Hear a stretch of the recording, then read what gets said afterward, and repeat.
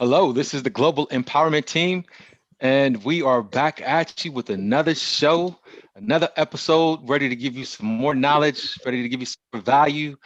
And man, we just hope that you continue to get something out of our show. But we thank you all for continuing to follow us, and thank you for showing up tonight. Before we get any further, I'm gonna go ahead and introduce my partner, my brother, my confidant, Mr. Khalil Macklin. How are you tonight, sir? I'm doing well, man. Each one teach one, out of one comes many. Iron sharpens iron. Today I got a fellow St. Joe's pilot. That's the high school I went to on the show today. So I'm excited to bring a different look. I love the variety of what we bring to our show because it's like, oh, they always trying to bring a different level, a different genre, a different level of inspiration and motivation. So I'm excited about today's show, man. I'm doing good. Had a busy day today. But I'm excited about our show, excited about our guests, excited about seeing you, man. How you doing on this Thursday? Man, yes, sir, man. Busy is an understatement. It's been, I say, it's been a very productive day, and it's Yes. been so since earlier this morning. So I even have to get my little guy, my little manager out today and do some work. But yeah, man, it's another blessed day. Staying healthy, staying on top of the ground, and just ready to push on and create more opportunities for others to grow as well. So, man, we want to go ahead and introduce our guest. And I know Khalil has a couple little things that he wants to read, some information about our guest, but we are truly excited. Like Khalil said, we like to provide you with a wealth of different information from different genres, from different people of our network and our background and our history. And we feel that the people that we've acquired in our life, acquired in our circles, is what's continuing to feed us. And we want to continue to feed you. So before Exactly. we get any further, I want to go ahead and let Khalil get the mic so we can go ahead and introduce our guest for this evening. You got it. And before we do that, remember everybody, hit the thumbs up, hit the like, share our videos. We're trying to get this information out there. I mean, our thing is, especially in our Bay Area where we grew up, whether it's Vallejo, Oakland, Richmond, San Francisco, San Jose, this level of empowerment, this level of education, this level of understanding is much needed. And if we bring people from different genres, our thing is we can be on a united front as far as bringing what we're trying to bring and provide. So today, man, we got a brother of mine, DJ Squareopolis, aka the Square, aka Music Man, a man of many names because the man got many irons in the fire, and I love it. So today, my man is a DJ at BayAreaLife.com where they play some slappers, some old school slappers. Check him out. He's a barber, a medicinal distributor with Bay Queen Life, a father, a grandfather, a community servant, CEO of Tight Fade Entertainment, Square Vision, and Corona Cuts. Over 30 years barbering and DJing, co-creator of hip hop since way back. The first DJ of the coup, my man. The soundtrack of Cool Water. Currently working with his busy wife, with the busy wife for Sunday brunch on the harbor in Jack London Square, Winter Square. So today we got none other than Squareopolis. How you doing, brother? Oh man. First of all credit and all that stuff that you read, people.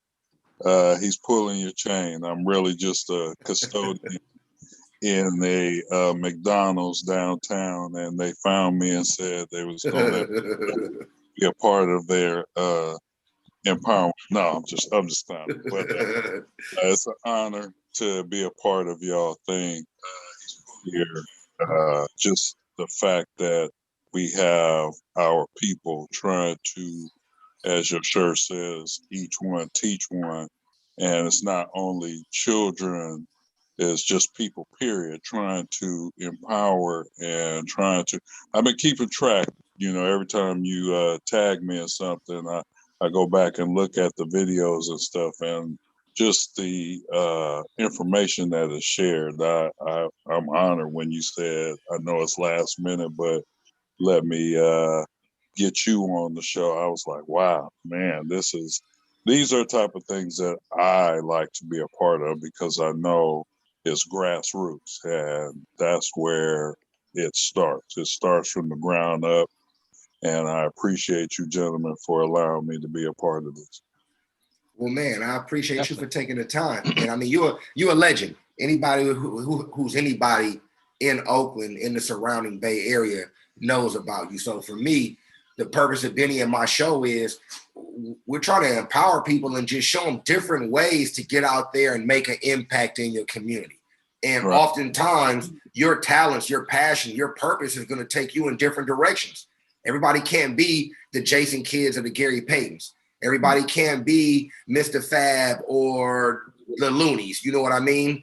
Right. But you can still have people that are attainable and successful in things like whether it's DJing, being in music ministry in the church, whether it's being a real estate agent, whether it's being an investor, involved in politics. We try and bring different walks of life. And today, for me, like I said before we started the show, the importance of it for me is everybody's got a soundtrack to their life. Everybody goes through life in a certain music that when you hear it, it takes you back to a certain place and it brings back certain memories. And it's kind of like the Bible in the sense that you could hear a song and depending on where you at in your life, that song could hit you and transcend differently. And for me, you are then the conduit to that soundtrack that I then live by. You know what I mean? So for me, you hold a greater weight as far as being a DJ, but I also touched up on the fact that being a barber, everyone's first psychiatrist, they first counselor, they first therapist is they barber. So you have played a major role in my life directly and indirectly. And that's what I want to touch up on is that impact that you've had on a whole community, a whole generation through your ministry through barbering and through your ministry through DJing. Right. So, I mean, I was blessed to be able to do things that I enjoy or love. I've always loved music. I've always liked and loved now, definitely, to cut hair, the interaction with people. Like you said, well, you put ministry on it. Well, I had to really think about that one, but I guess it's when you are connecting with people beyond just the haircut and you are, if it's a youth, you're giving advice. You can even learn from the youth that this generation, the millennials and Generation X and whatever they label it. But if you're open to learning, that's one of the biggest things that I've enjoyed about barbering was being able to attain information that I normally wouldn't be able to unless I went out and got it. And a lot of times it could be the youth, it could be elders, it could be someone that you wouldn't even think had said knowledge. And they're just able to open your eyes if you're willing to be open to it. So that's one of the main things that I do like about barbering, have always enjoyed, besides just meeting people and stuff like that.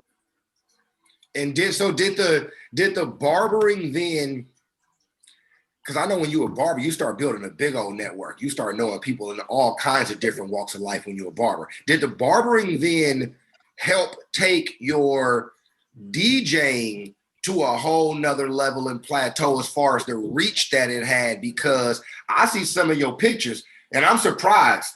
I'm like, how he only getting 10, 15 likes? Like this dude got pictures with hip hop legends like Legacy. You have touched all around. And did the barbering, did they kind of help each other as far as festering that network and letting it grow tentacles and reach further?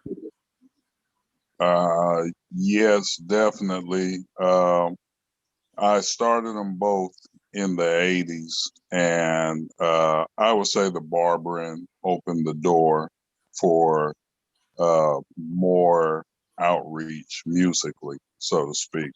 The barbering connected me, especially being in Oakland, connected me with sports figures and political people and just like you said, different walks of life. And then there's always that when you connect with people, oh, well, my daughter's graduating, or my wife's having her birthday, or we're getting married, lots of weddings. I can't, uh, hundreds upon hundreds of weddings have been uh, done just in the 30-year period that I have touched on different genres, different backgrounds, different lifestyles, different ethnicities. Just being able to, so what you said, did it expand? Definitely. They both did for each other, but I would say it was the barbering that expanded the DJing, just because of the fact of most people, when they're partying or getting married or having some kind of special event, they generally are trying to look good for said event, and then you can connect the dots, so to speak. Nice, nice. What Khalil is touching on, the importance of utilizing your network. Exactly. You know, your business is your network. Your business is your database. That's what big business is right now. That's why every Right. time you go into a registration, a website, or anything, they're asking for your information. Right. And it's how the four biggest conglomerates in the world right now are thriving is off of your database and learning your habits, learning what your needs are, and being in front of that. So you obviously being tapped in with your database, with your network, because that synergy is there from between your barbering to your DJing to your hosting your parties. So being in those businesses that you are in, it does create that synergy back and forth. And being tapped into your database, it just, like I tell real estate agents all the time, your business is your data. One of the books I read, the Red Book with Gary Keller, Jay Papasan, it talks to the fact that your business is your database. So that's something that you have to consistently nurture, be in front of, and continue to provide value. Because as that grows, it allows your business to grow. So Right. you are definitely speaking to that. So being that you're that in tune with your business, with your database, I would say your network. What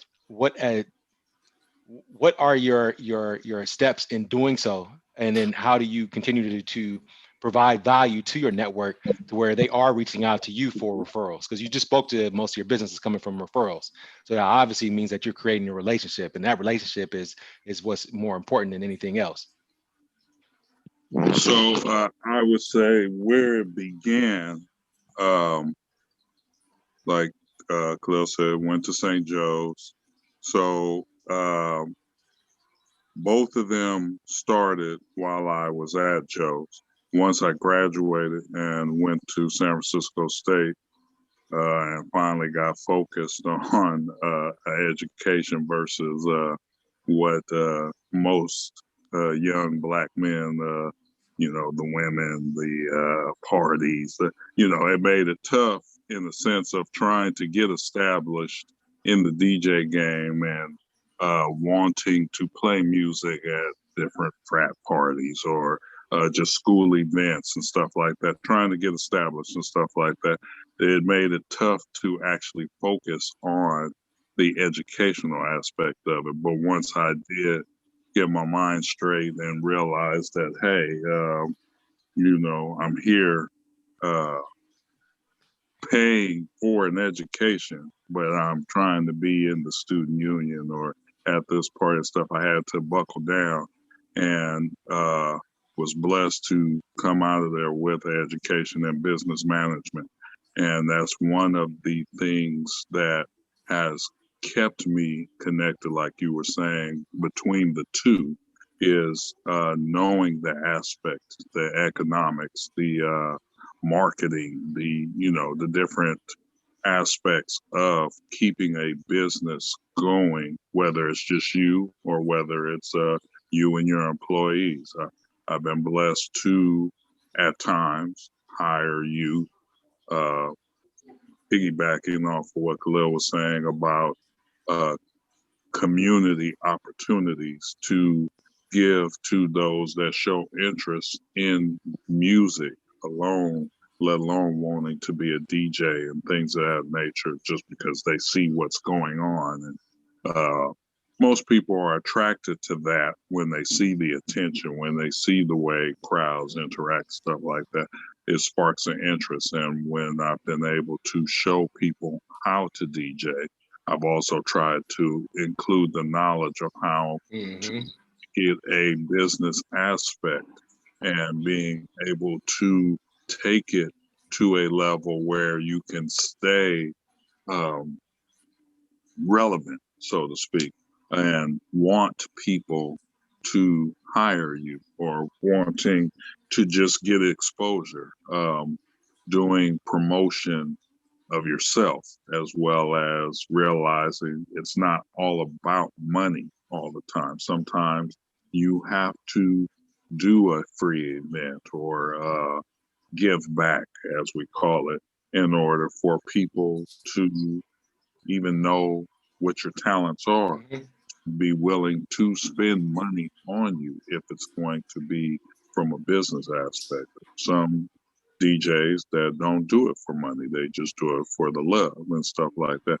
And to me, all DJs have to include that in their repertoire and realize that it's not all about the money all the time. Sometimes it takes a free event or a community connection just so people can see what you're able to do and stuff, so they're willing to not only spend money with you, but spread the word of mouth on, hey, the Square is doing this, maybe you might want to go there and holler at it and stuff like that.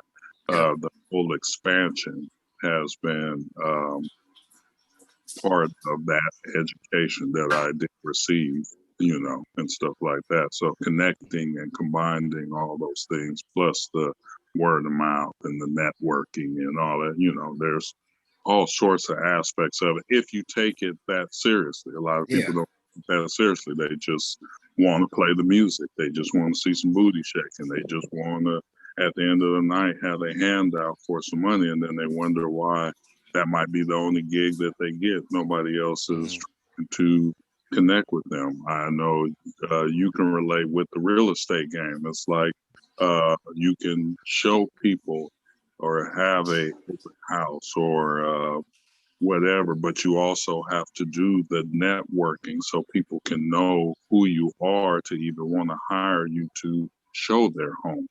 Or like we've done, Khalil, with the insurance and stuff like that. If I didn't know through word of mouth that you were even in that business, you would look at a young man like yourself and say, oh, he's probably somebody's basketball coach, or it's not going to connect because people have an image in their head of what said, I almost said employee, but said businessman is supposed to look like. So you touched up on a couple of things with that that I love. Is number one, I'm raw and hoop. That's number one. That's number one. Hey, we're gonna have to get out to the hoop court one of these days, man. I've been hearing a lot of talk about Baby Jordan and all kind of stuff. That's first thing first. He said I look like a hoop coach, so you know I'm raw and hoop. But the real takeaway from that, the real takeaway outside of me being so excellent is the real takeaway outside of my excellence, all right, was that a couple of things. Number one, utilize that network, like Benny said, that you have. But I've seen you firsthand utilize your network in the same educational sense that you're talking about, where you've brought bigger names to draw attention to a topic that otherwise may seem like, I'm not going to go there. You know what I mean? I've seen you bring Mr. Fab and some of these other entities into your barbershop where people have barbershop talk and they can be candid, to then have a real conversation about some things that are going to be life pertaining moving outside after that. They're going to permeate throughout your life. And as far as business sense, as far as, like you said, importance of real estate, importance to understand generational wealth, investments, insurance. You and I sat down talking about insurance, and you like, man, my grandmother got insurance on me back in the, and I'm like, I love it. Moms and grandma already, so you already know the insurance conversation because you've been having since you was young. So Right. at that point, you a business owner. You know what I mean? You involved in so many different entities. You got an entrepreneurial mindset in the sense that you a barber as well as a DJ, as well as you partnered. You don't work for the radio. You partner with the radio company because you got your own brand in which you can partner with them. And these are all entrepreneurial mindsets. And once again, people think, oh man, in order for me to be an entrepreneur, they think of entrepreneur as one, it's right here. And they don't think of entrepreneur. No. Barbers, you own you a braider, you do a beauty salon. You know what I mean? You a DJ. It's so many different levels and layers. Multiple streams of that entrepreneurialism. And that was for me the major takeaway. And then how to weave that network into each other. Because once again, everybody needs their haircut. Everybody listens to music. I don't care who you are. Right. So to then say, you know what, I'm gonna intertwine two things that I know everybody at some point. I don't care if you bald, you're gonna need your beard trimmed. I don't care if you got dreads, you're gonna need your dreads to the edges trimmed. I don't care if you got whatever it is, you're gonna need to come in and see a barber at some point in time. And I don't care what walk of life it is. Country music, Latin music, dance hall music, Western music, rap music, hip hop, East Coast. I don't care. You listen to music. So to then navigate and intertwine that for me was the main takeaway. Because believe it or not, I'm involved in health insurance and life insurance because they intertwine. At some point, everybody gonna need health care. I don't care who you are. At some point, you're going to need to see a doctor. You're going to need to get some medications at some point. And at some point, 2 out of 2 people is statistically proven are going to die. 2 out of 2. Even when God sent himself here as Jesus Christ in human form, he died. So we all going to meet our maker at some point. So for me, it's 2 things that intertwine. For Benny, it's real estate, business coaching. He got the media side, but they all intertwine. You know what I mean? And that's the whole point is whoever you are, I don't care what you're doing, find out how you can get, as Benny said, those multiple streams of income, your passions, your purposes, and how you make them intertwine and make those networks work for each other to then build those tentacles out. Exactly. Where now when Square come to your wedding, guess what? He done cut all the groomsmen and he the DJ. Right. You know what I mean? It's a 2-for-1. Done that plenty of times. That's because the network is grown out. Like there's no need for me. Hey man, I got somebody who's gonna come. He's gonna cut us all up and he's gonna do the DJing. You know what I mean? Right. And I love that concept. But with that being said, because there's so many other things that you are involved in, I want to switch gears real quick if we could, because I know you got the DJing. We know you're a barber. What's the name of the barbershop real quick?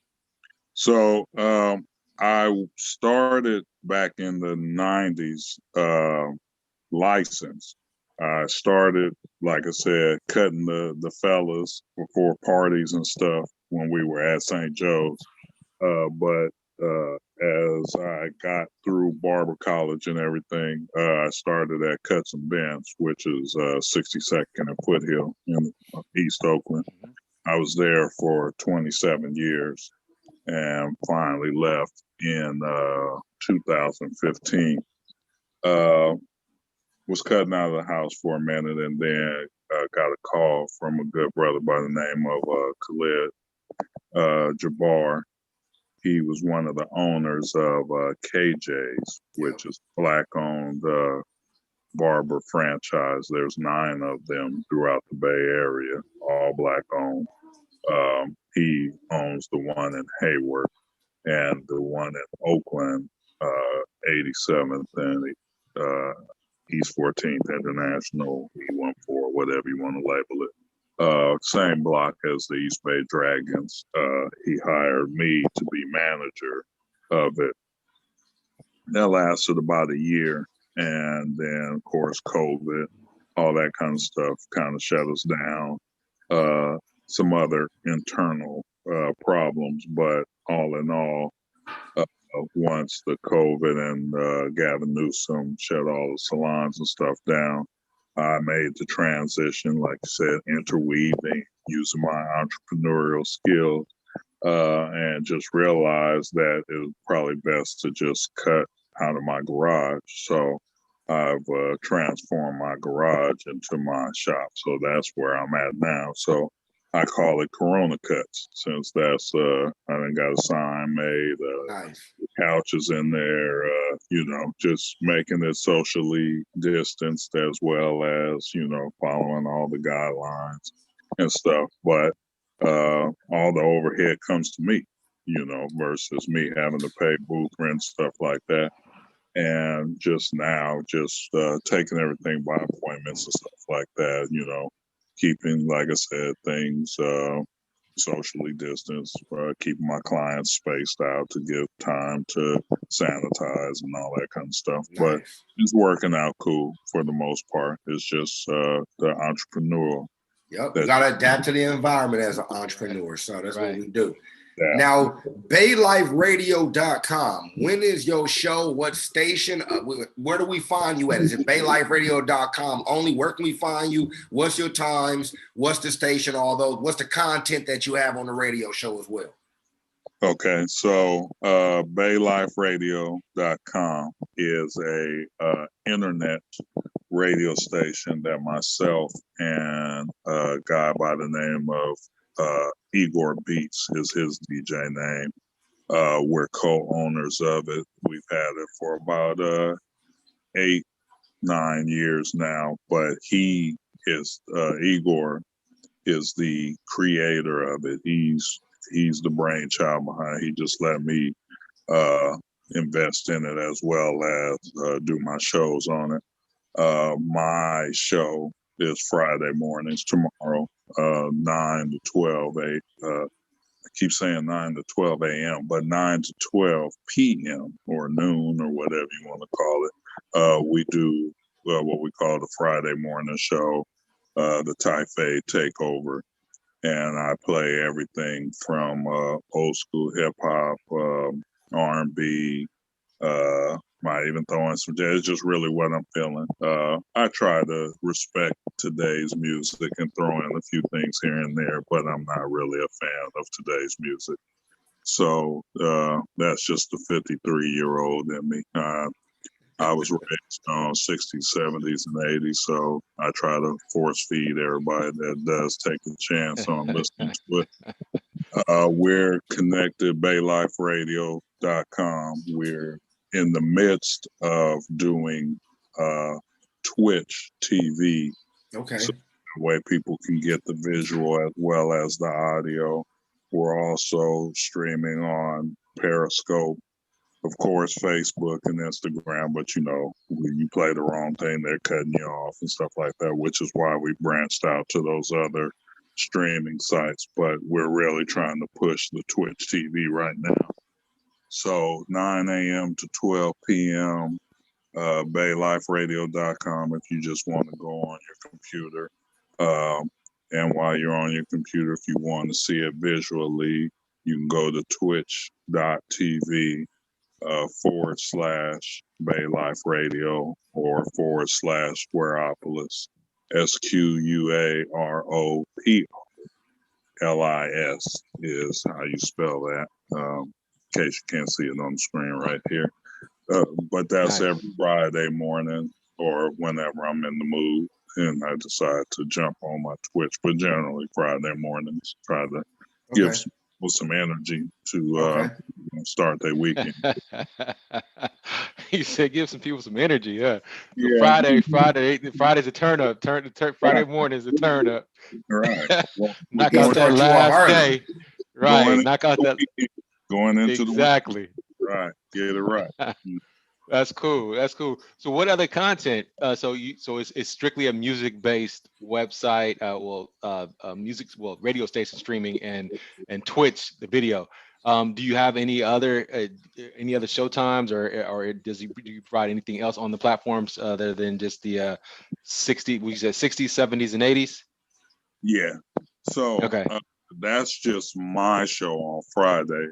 Bay Life is we have it 24/7, 365.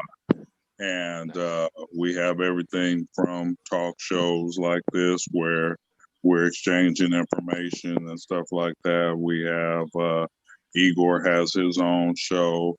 We got about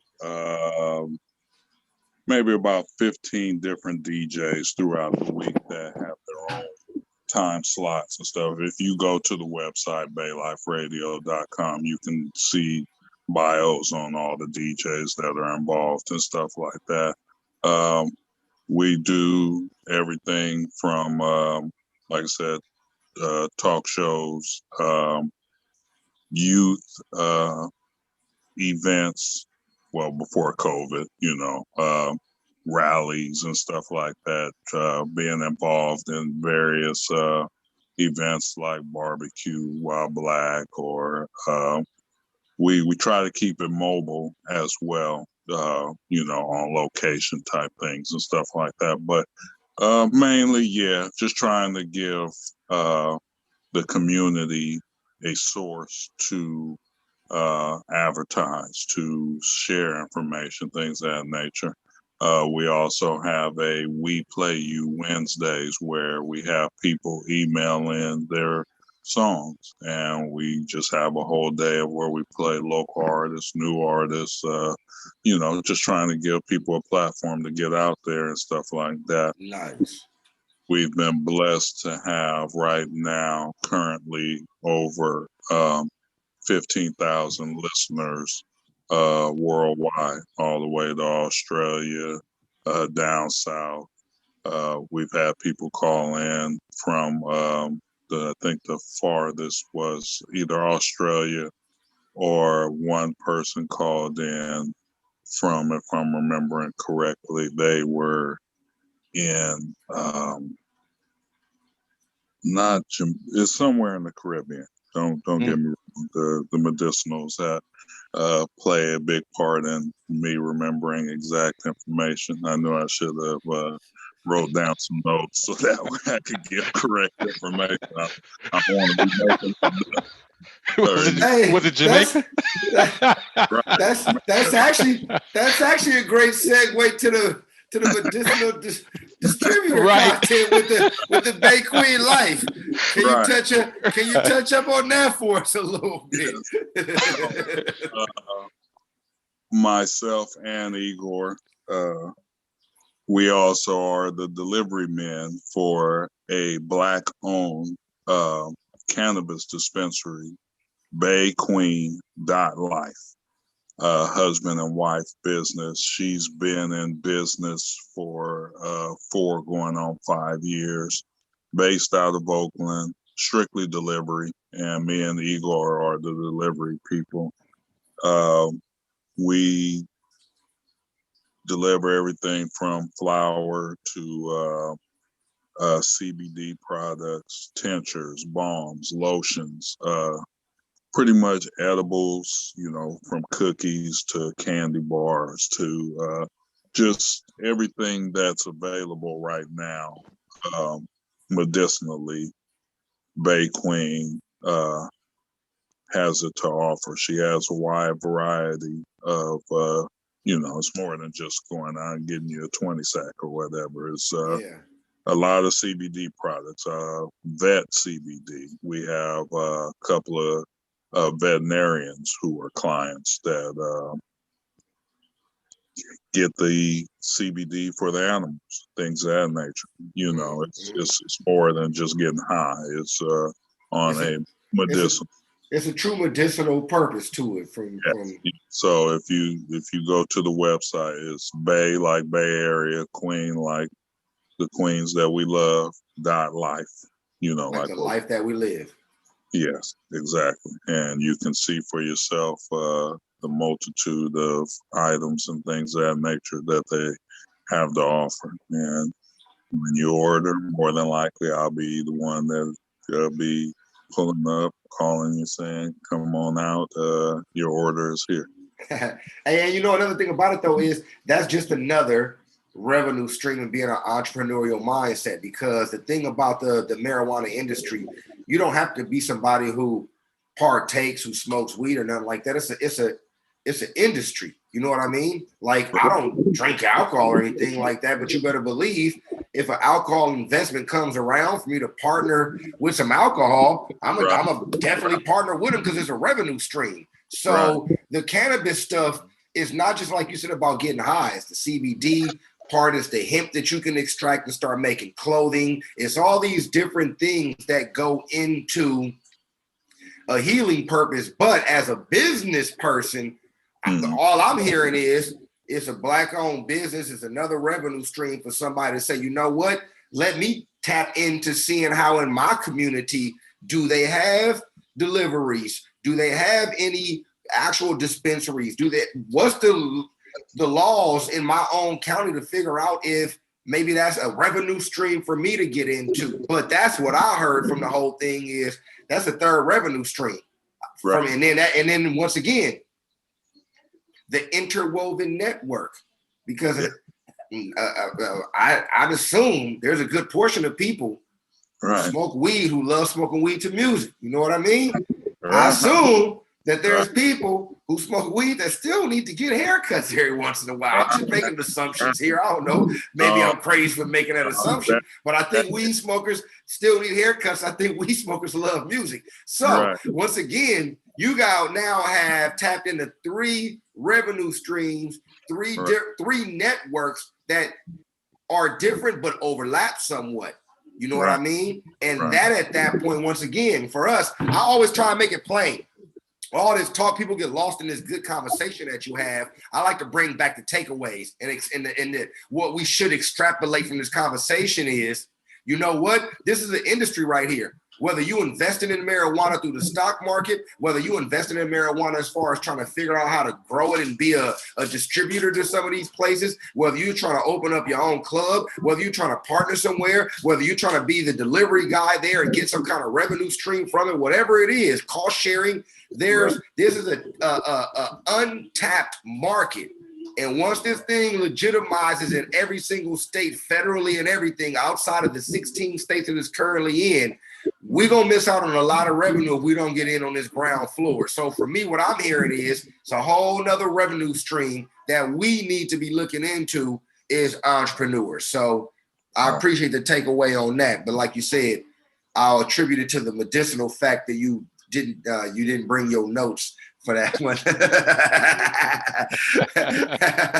You know, what I wanted to tap into, and not only you extrapolated all the right points in that, Khalil, and also one of the other things is that with those 3 different businesses, you also talked about how adaptive you've been in this pandemic. Yes. You know, that you're basically in a recession, you're in recession-proof businesses, you know, and you've been able to still, one, be in business, and then 2, you shifted to the market. You shifted from, you know, okay, well, I can't open up a shop. I can't be in a shop. I'm gonna convert my garage. I'm gonna legally convert, you know, and have everybody's health concern involved, and I'm gonna make this happen in my garage.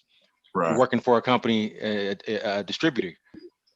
I mean, I'm sure costs, and I would love to have, you know, someone on the talk with us one day to kind of talk about what their increase in income has looked like over this pandemic, because I'm sure it's gone up. You know, with everybody having this, you know, staying at home, and the stress levels, and you know, stress does, you know, bring out other ailments. And so thinking about the medicinal aspect of the marijuana industry, like such as CBD oils and whatnot, I'm sure that those costs, you know, those income levels have gone up as well. And then, you know, the music. So those are things that as a business, as an entrepreneur, you have to think about, okay, well, is this business that I'm going to be getting into, is it recession proof? Will it be able to still bring in income in a shifting market? You know, if there are shifts in this market, what that would look like to my business. So obviously, you know, you've been able to have that foresight to see that, okay, we are having a market shift, and now I'm gonna have to, you know, deviate and make some changes within my business to still be relevant. Right. So the thing is, what you had just said, and I'd like to label it something else. You said, is it recessive? I like to use what they've been using so tough now, essential, because all 3 have essential potential. Mhm. And if America labels it essential, generally it makes it through recessive times. Uh, Mhm. but just the whole medicinal market now, whether it's legal federally or not, I'm just noticing that more and more aspects of it, like Khalil was saying, the the hemp aspect, just making clothes and different things. We're not even talking about smoking or anything, or the medicinal aspect. The revenue that's brought in. There's a store. Oh man, it's called. I want to say it's called Out the Closet, and it's like Goodwill and stuff like that. But they have a whole section in there of hemp type clothing, products, things of that nature. And it has nothing to do with smoking weed or anything like that. It's just things that day to day things that people can use just to live normal lives and stuff like that. And that aspect isn't even really touched on. You have to kind of do your research to even find out that the base of marijuana comes from hemp, and hemp is used more than just smoking and stuff. And when you tap into that aspect, that's a whole nother revenue stream Yep. that it might be or can be bigger than Or just the getting high it's aspect. more profitable. If you make a Right. shirt made from hemp, the Right. durability from a shirt made from hemp is so far greater than a shirt made from cotton by itself. Now you got Right. organic, cotton, you got organic materials. So Right. you market it as such to where it's going to stick out and organic and handmade. And so those, Right. like you said, that those things are like common marketing words now. You go Right. into the grocery store and you got gluten-free fruit. I Right. mean, you already know it's gluten-free, but you know what I'm saying? They're just marketing it as such, right? Because it sounds That, more attractive. Yep. that's my question right there. How can you make something that may have been made gluten? I mean, maybe I'm not saying that right. Maybe it its origin had gluten in it, and now you're going to sell me something that's gluten free. And I get it that the gluten part is the part that is not healthy. But if that naturally came with whatever it is that you're selling, how did you get that out? And that's a whole nother aspect. That's just my brain trying to process how they take this as sugar free or this is, and if it's fruit naturally has sugar in it. Maybe not processed sugar, not CNH, but it has fructose or sucrose, whatever the case. How are they sucking that out and making something sugar free or gluten free? That's a question for one of our biochemists that we had on the show a That's the whole couple of weeks ago. We've had some STEM guys on here. We need to have them back on and have this. Hey, once again, I think that's the medicinal talking. We gonna hey, that's one of them talks right there, right? How do they extrapolate the sugar and the fructose from the grapes when you eating the grapes? If the grapes already naturally come with it, you're making wine out of it. Like what? That is fermented right there. That's fermented. That's what they call that. That's fermented. Teach me, old grape. Yeah, man. But I love that though. But one more thing I wanted to hold on the hip hop from way back, because we're coming up on the hour, and I wanted to make sure we touched up on all these different topics because for me, every time I talk to you, you got the most laid back demeanor and personality, and it's contagious because honestly, sometimes you go through life so fast. A lot of people go through life so fast, Right. and to see somebody that can slow it down and analyze it and realize that slower steps My pops always said, make haste slowly.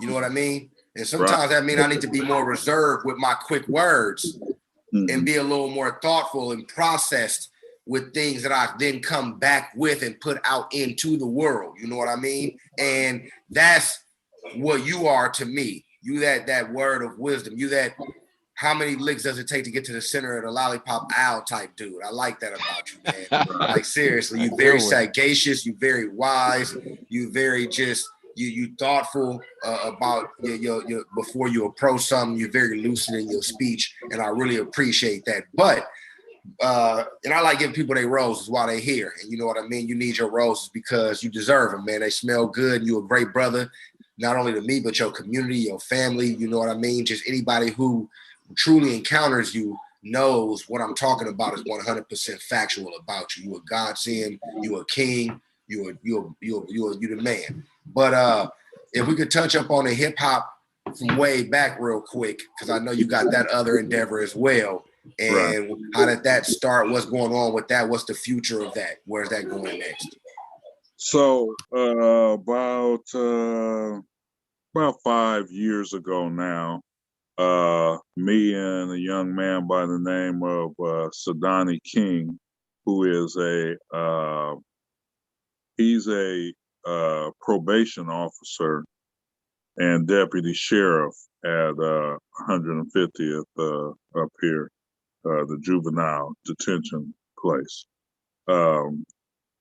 Me and him have been friends probably a little bit before that, but we just found out that we had a genuine love for old school hip hop and stuff. And me already being involved in the hip hop scene and stuff like that, and him wanting to expand on what he was already doing. He's originally, we also found out we both were from originally, I was born in Stockton, but my family moved here to Oakland when I was probably about 5-6 years old. So I've been here, 47 of the 53 that I've been here. But long story short, we found out we were both from Stockton. So that kind of pulled us together. Found out that he was in the hip hop scene out there. So we start putting things together mentally on how can we keep hip hop alive. And not once again, I don't want to sound like I'm just dogging today's music, because there are some artists that really understand what hip hop was supposed to be. I don't know if you call it that now. So that's what we were striving to do. So we went on Facebook, not really expecting a big response, but we said, okay, we're going to put together a little page that people can come to and just see different aspects of what hip hop started out as. And so we said we're going to make sure that if the people wanted to join this page, they had to know what the elements of hip hop, the graffiti, the breakdancing, the MCing, the DJing, the knowledge, all that, and that was kind of our little criteria of how to get into the group. And so now, 5 years later, we've got close to 7,000 people that are members of the thing. So we were able to take that and start connecting with different old school artists. So we had a few shows. Our first show, we were able to bring J. Rue the Damager out here. We had him at Brick and Mortar in San Francisco on his birthday. His birthday is Valentine's Day. And so we had a little show, and it was a nice success. And then we had, there go those medicinals again. I gotta go back and look. But anyway, we've been blessed to have probably about, over the course of 5 years, maybe 6 or 7 various little hip hop shows. I even had one for my birthday and stuff like that. And so we had, if you guys are familiar with the Bums, Brothers Under Madness, They are a hip hop duo that came out in the 80s when I was with the Cool Still, and Sway and King Tech brought them out. And so we were able to have them. They're both still making music, but separately they're getting ready to get back together and stuff like that. But long story short, we've just been able to try to keep old school hip hop and the origins of what hip hop really is, the culture, lifestyle, not just you say a couple of rap lines and that's supposed to be hip hop. And people just don't understand. So we're trying to not only acknowledge the people that made it, but also help people that don't know the origins to understand. So we have a strict kind of criteria. We get a bunch of people trying to promote their own stuff, and like I said, there are some artists now that understand what hip hop is, but we're really trying to keep it as strictly old school hip hop. That's why we put the synths way back, so that way people can understand the origins of it. Very nice. Very nice. I was definitely intrigued in some of those questions that you have to answer to be into the club.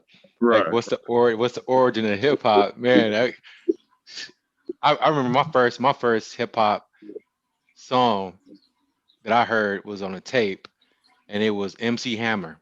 So this is before the baggy pants and you know and the 40 people on the stage. This is MC Hammer when he first came out, and he was trying to be gangster. Right. So, and even before that, I had my first album was Stetsasonic,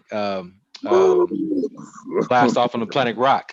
Right. That was my very first album. Right. There we go. I can't You don't even want to know my my introduction to hip hop. Right. Too Short, 16 hoes sucking 10 toes. And I'm sorry to say it, but that was my introduction as an 8. You could have just left it at Too Short. That was the actual cassette tape. 16 hoes sucking 10 toes. That was the name of it. That was the name. That's what that's what I grew up. I was like, oh God. But look, real quick, let's wrap it up. I apologize to y'all. That's a little bit about me growing up in North Oakland. You know what I mean? I apologize. That's how I was, though. But Square, yes, sir. I appreciate you for coming on the show, my man. Look, and people out there, if you call Square to come DJ, don't let his bias for the genre of hip hop for a certain time period sway you from. If you hire him and you tell him, I want you to play yada yada yada, my man gonna get it cracking. Don't get it wrong, okay? This just on his show. He can bring whatever content he wants on his show, and this is what he brings on his show. But on the real, over 30 years worth of DJing experience, over 30 years worth of barbering experience. If you out there looking right now to when COVID opens back up, and you're like, man, I don't have a smacking party. I need the proper DJ that's gonna set the mood. You got your guy. If you need a venue, an event, whatever it is, where you need somebody to come set the mood right, you got your guy. If you're having a wedding where you need somebody to not only provide the entertainment, but also get the groomsmen right, you got your guy. He a 2-in-1. As a matter of fact, if you got a wedding where you need medicinals provided as well as the entertainment, as well as the haircuts, you got your damn guy. He's gonna pull up. He gonna pull up. He gonna pull up and out the trunk. He like, look, I need you to grab that bag. I need you to grab those records, and I need you to grab that equipment right there.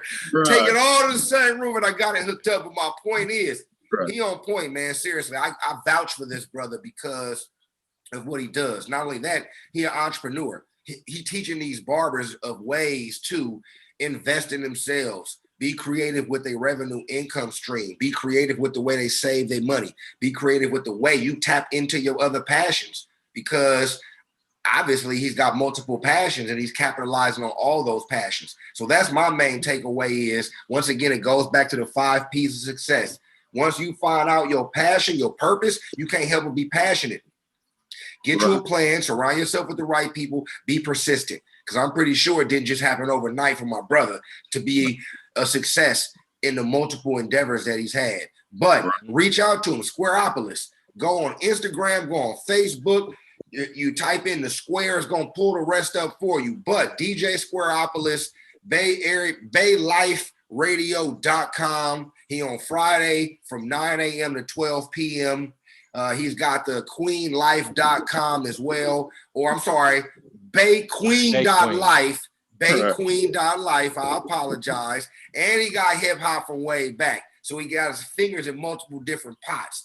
But that's how you reach out to him. Those are the things he's into. If that's not a motivational story, if you just say, you know what, I'm a dude in Oakland right now. I'm playing around with my beats. I got a little bit of following. You know what? I like cutting hair. I smoke a gang of weed. I know where all the weed connects are at. Start figuring out how to connect those dots. You know what I mean? Start being that conduit to say, you know what? I'm going to connect the weed people with the head people and the head people with the music people. And I'm going to see how I can then build my own empire like a burner with cookies. You know what I mean? Like some of these other people from the Bay Area. So get out there, motivate yourself, hustle, wake up in the morning, exercise, eat right, put your motivational word on, listen to BayLifeRadio.com, and we here. Let's go. Global Empowerment. Tune in the Global Empowerment Team. Yeah, and hit the thumbs up, hit the like. We're going to be back at you. We have the Chopped champion, Rashad Armstead, who's from the Bay Area. He won Chopped. He going to be here on the 21st. Next week on the 14th, on Valentine's Day, we have a credit specialist coming from New York.